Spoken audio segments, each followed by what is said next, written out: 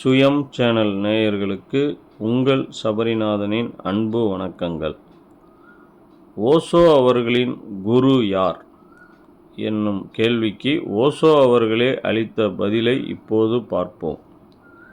சீடர் ஒருவர் ஓஷோவிடம் கேட்ட கேள்வி: எங்களுக்கு நீங்கள் ஒரு குருவாக இருக்கிறீர்கள், உங்களுக்கு யார் குரு? அதற்கு ஓஷோவின் பதில்: எனக்கு குரு என்று யாரும் இல்லை, இது உண்மை. அதற்காக நான் ஒரு சீடர் இல்லை என்று அர்த்தம் இல்லை. இந்த பிரபஞ்ச உயிர் தன்மையையே, அதாவது எக்ஸிஸ்டன்ஸ், அதையே நான் ஒரு மாஸ்டராக ஏற்றுக்கொண்டு விட்டேன். நீங்கள் இந்த பிரபஞ்ச உயிர் தன்மையை இப்படி ஒரு மாஸ்டராக ஏற்றுக்கொள்வதற்கு உங்களுக்கு மிகுந்த மன தைரியம் தேவை.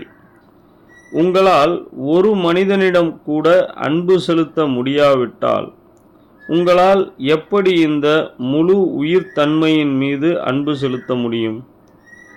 என்னுடைய சீடத்தன்மை என்பது உங்களுடைய சீடத்தன்மையை காட்டிலும் மிகுந்த ஈடுபாடு கொண்டது. நான் இந்த மேக கூட்டங்களை நம்புகிறேன், ஆனால் உங்களுக்கு இது மிகவும் கஷ்டம். நான் இந்த மரங்களை நம்புகிறேன், உங்களால் இது பெரும்பாலும் முடியாத காரியம். இந்த உலகத்தில் உள்ள உயிரினங்கள் அனைத்தையும் நம்புகிறேன், அன்பு செலுத்துகிறேன். இது உங்களால் முடிந்தால் நீங்கள் ஒரு தனி மனிதனை ஒரு மாஸ்டராக ஏற்றுக்கொள்ள வேண்டியதில்லை. ஏனென்றால் எல்லாமே உங்களுக்கு ஒரு மாஸ்டராகி விடுகிறது. ஆகவே எனக்கு பல லட்சம் மாஸ்டர்கள் இருக்கிறார்கள்.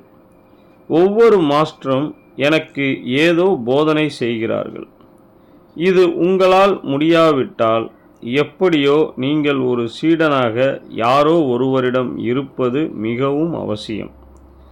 எனக்கு தெரிந்து பகவான் ஸ்ரீ ரமணருக்கும் ஒரு தனி குரு என்று யாரும் கிடையாது.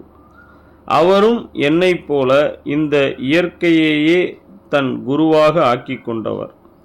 நான் என்னுடைய சிறு வயதில் அவரை சந்திக்க பெரும் ஆவல் உள்ளவனாக இருந்தேன்.